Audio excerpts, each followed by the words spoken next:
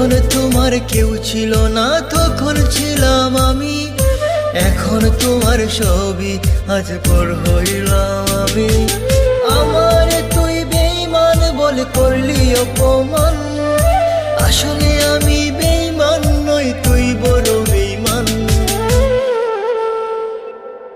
ও বন্ধু রে তুই ছলনাময়ী, কোন দোষেতে আমার সাথে করলি বেঈমানি।